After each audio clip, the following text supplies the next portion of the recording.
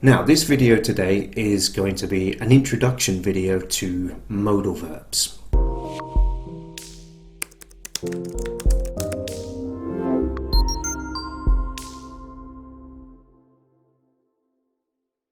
So, first of all, what is a modal verb? Well, a modal verb is an auxiliary verb that adds a particular function to another verb. So, for example, we could take the verb drive, but we can add the modal verb can. So I can drive. So I drive and I can drive, and can is ability. So we're adding the function of ability to the action of driving. But more on that later. So here is a list of the modal verbs. We have can, could, may, might, shall, should, will, would, ought to, have to, and must.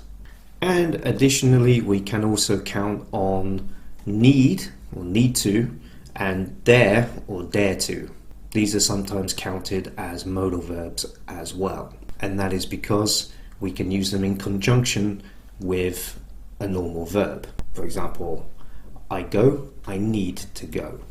Okay, so modal verbs give function to other verbs, and these functions include ability, permission and request, advice and suggestion, obligation and prohibition, possibility, prediction, and deduction. For example, as we saw before, I can drive.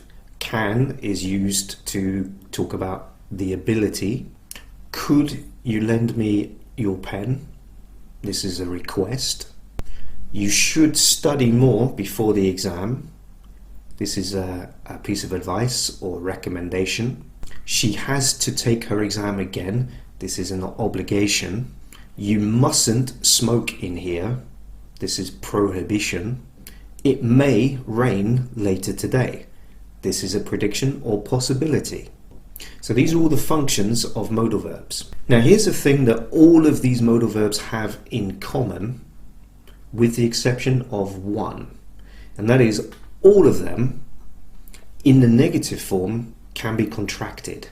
Okay, for example, can is can't, could is couldn't, might is mightn't, should shouldn't, would wouldn't.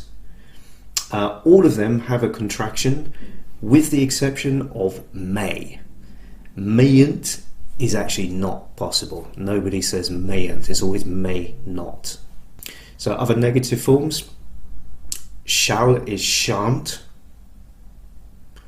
ought to is oughtn't, have, haven't, must, mustn't, need, needn't, dare, daren't.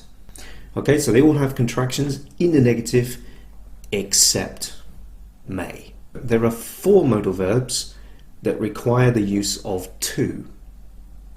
Have to, ought to, need to, dare to. Curiously, in the case of ought to, need to, and dare to, in the negative form, the to disappears.